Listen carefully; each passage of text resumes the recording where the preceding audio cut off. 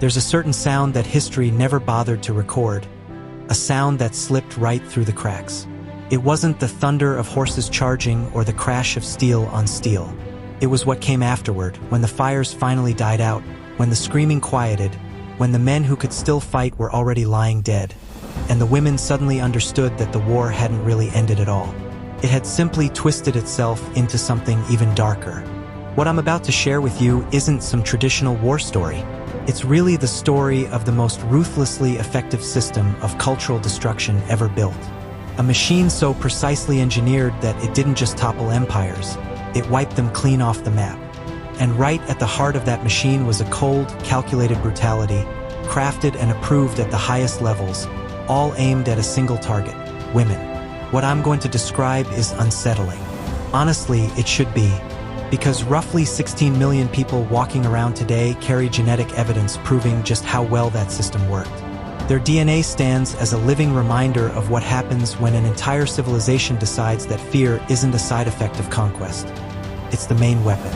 And here's the part that really makes your stomach tighten. This strategy wasn't some accident they stumbled into. They refined it over time. They perfected it. They turned human suffering into something close to a science.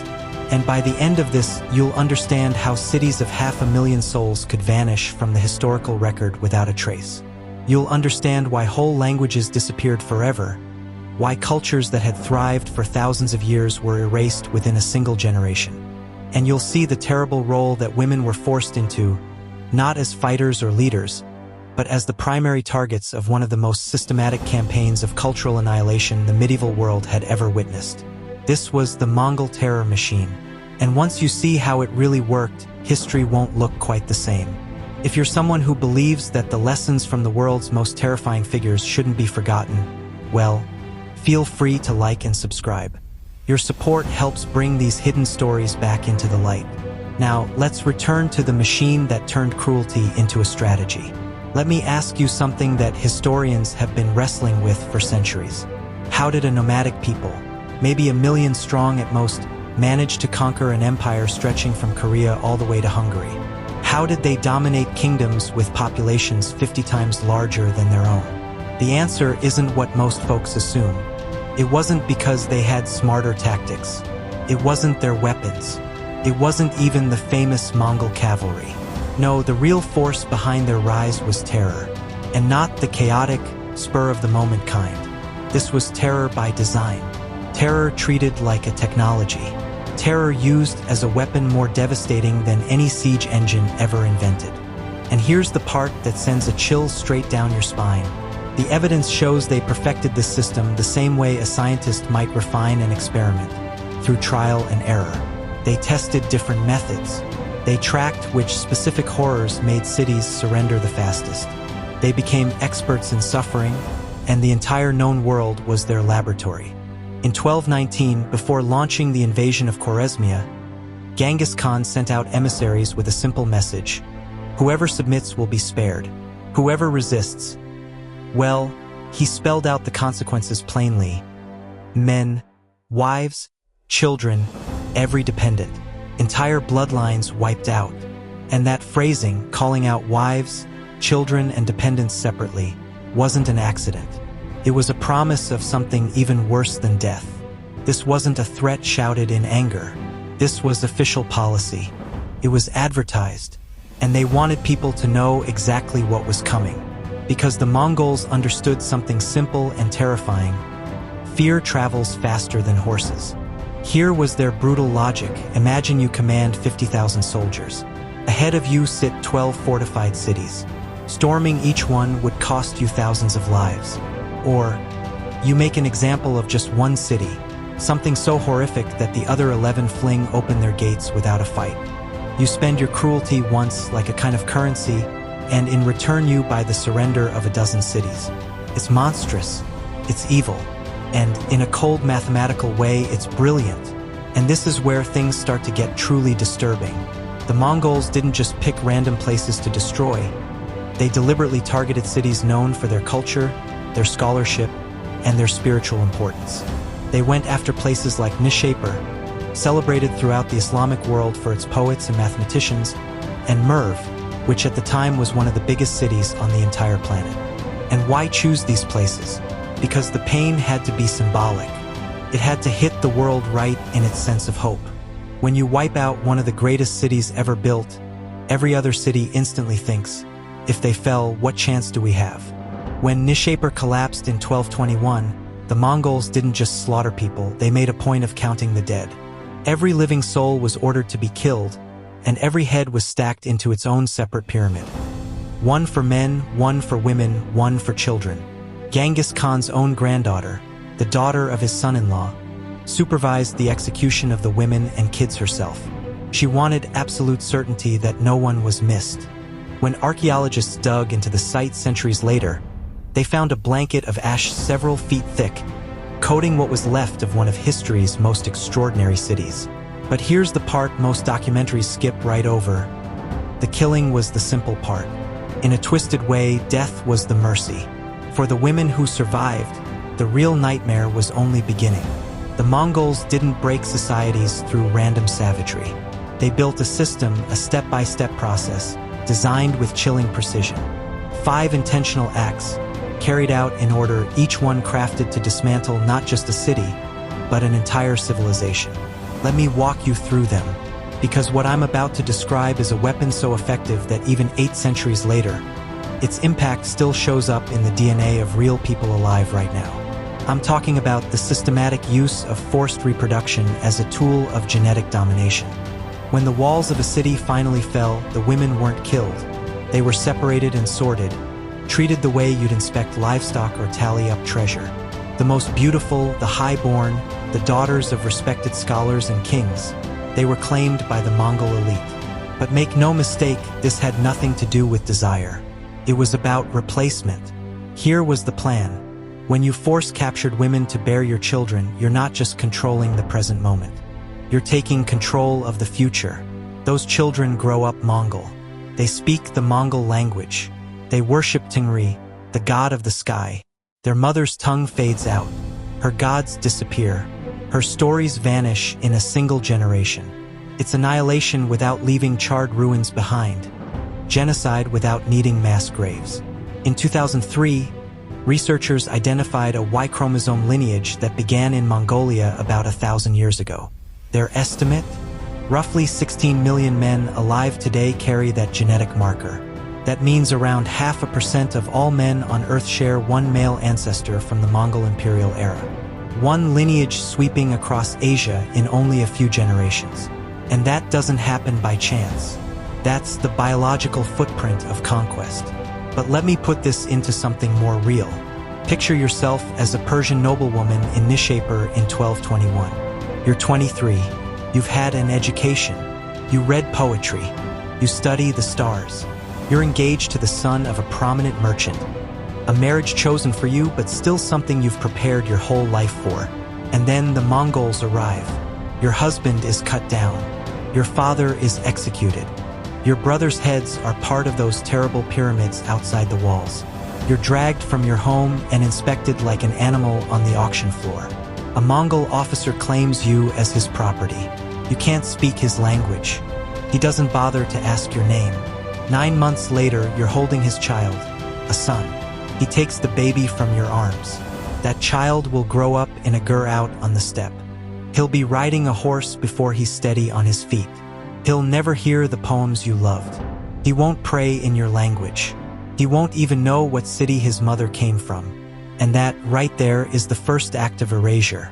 You keep breathing, but everything that once made you, your heritage, your family line, your culture, the future you imagined, is already gone. And this wasn't a rare tragedy. Tens of thousands of women went through this, again and again, city after city, kingdom after kingdom. But the Mongols understood something deeper than simple destruction. You can't just wipe out a people's tomorrow. You have to crush their today. You have to break their sense of pride and identity so completely that any desire to resist simply collapses. That leads to the second act, and it was done publicly on purpose, almost like a grim form of theater. There's a reason psychological humiliation is considered one of the most devastating weapons in warfare. The Mongols learned how to use it on a scale the world had never seen. They knew that a culture's honor was tied tightly to the protection of its women. They identified this as a pressure point, a place where they could apply force with exact, calculated cruelty. Let me take you to February 13th, 1258, the day Baghdad fell. This wasn't just another city. This was the capital of the Abbasid Caliphate, the beating heart of Islamic civilization. It was home to the House of Wisdom, where scholars had been gathering, translating, and advancing human knowledge for more than 500 years. Hulagu Khan's forces surrounded it and began their siege. When the walls finally collapsed, the death toll is estimated anywhere between 200,000 to 1 million people.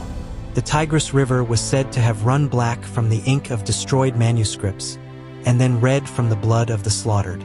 But here's where the chilling brilliance of Mongol psychological warfare becomes clear. Inside the caliph's palace lived women who had never been seen by the public. They spent their whole lives hidden away, considered almost sacred. When the Mongols entered the palace, these women were dragged into the streets. Their veils were ripped off, their clothes torn away, and they were paraded through the marketplace. These were the wives, mothers, and daughters of the caliph himself, the man who claimed spiritual authority over a vast part of the world's Muslims. Seeing them exposed, humiliated, and degraded was more than an attack on individuals. It was a message hammered into the soul of the entire civilization. Your leaders can't protect the people closest to them. Your God didn't stop this. Your culture is already dead, you're just still breathing. Those women were then sold off in the slave markets. Some were traded for nothing more than a single silver coin. That price wasn't about value, it was about insult. For the surviving men, this kind of humiliation carved wounds that never healed. You didn't just lose a battle. You lost your identity as a protector. And what made it so deliberate was this. The Mongols didn't do this everywhere. Cities that surrendered early were often spared. They made it clear, submit, and you keep your dignity. Resist, and we'll make sure your grandchildren feel the shame of your decision. This was terror treated like engineering, systematic, predictable, intentional. And we're only at the second act. Now, let me describe a siege tactic so brutal that early Persian historians assumed it had to be exaggerated. But multiple sources, Persian, Mongol, Chinese, Russian, all confirm it. The tactic was called karish in Persian, meaning human cattle or living planks. After conquering one city, the Mongols kept captives alive, not from kindness but for logistics. When they moved to besiege the next city, these prisoners were driven forward at sword point toward the walls. Women with infants, elderly people barely able to walk, children, you name it, all of them forced ahead while Mongol soldiers advanced behind this living barrier. The defenders faced a terrible decision. Fire on your own people, or hold your fire and watch the Mongols set up their siege engines behind a wall of terrified civilians. Either choice shattered morale, and the tactic served several purposes at once. Physical protection for Mongol troops, psychological devastation for the defenders, and grim practicality because the bodies of those who fell were thrown into moats, used to fill trenches, literally stacked into ramps for siege towers. If you were a captive woman, your final use might be falling into that moat and having your body turned into a bridge so the men who enslaved you could march over your corpse to enslave someone else. You weren't considered a person. You were building material, an expendable resource measured in human bodies. The Persian historian Juvayni wrote about this multiple times. The Secret History of the Mongols mentions it. Chinese and Russian records describe the same thing. Archaeologists have even uncovered mass graves at the bases of city walls, filled with people who died from arrows and stones aimed downward. The human shield wasn't improvisation. It was policy. And if you somehow survived the siege, your reward was a death march stretching hundreds or even thousands of miles, ending in a slave market. That brings us to the fourth act, the greatest forced migration the world has ever seen. The Mongol Empire stretched from the Pacific Ocean to the edges of Europe, and it operated on a currency more precious than silver, human beings. After every conquest came the sorting. Skilled craftsmen were shipped off to Karakoram, laborers were sent to grueling work camps, and women, especially young women, became the most valuable commodity in the markets. When Genghis Khan swept through the Khwarezmian Empire between 1219 and 1221, The population collapsed from roughly 15 million people to fewer than 7 million. So where did those missing 8 million souls end up? A huge number of them were marched off to slave markets scattered across Asia. Women from what's now Uzbekistan were shipped all the way to Mongolia. Women from Baghdad were dragged off to China. The Mongol Empire built the most efficient, wide-reaching slave system the world had seen since ancient Rome.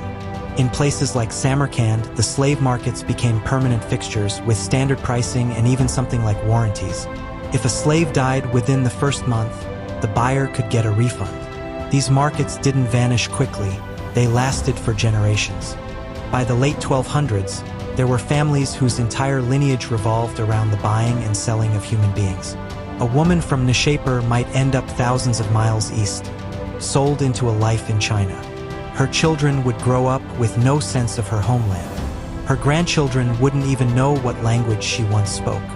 Whole ethnic groups were scattered so widely and so violently that they simply dissolved into the populations around them. This is one of the reasons Central Asian DNA today is such a complex mixture.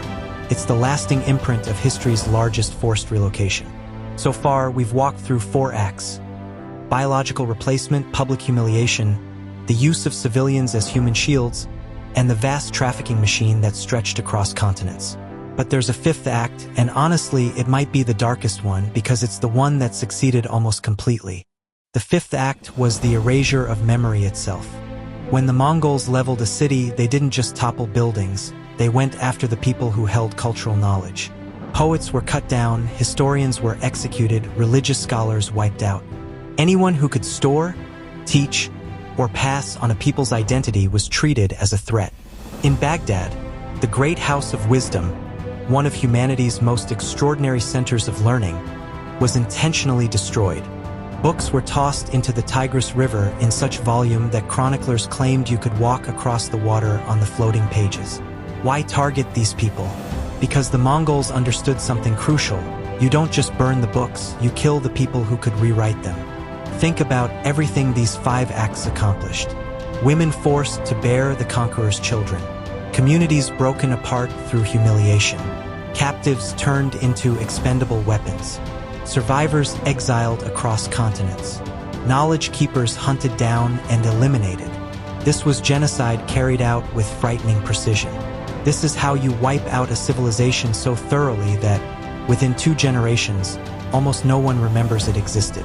Let me say a few names. You probably won't recognize them, and that's exactly the point. Merv, once possibly the largest city on the planet around 1221, with 500,000 residents.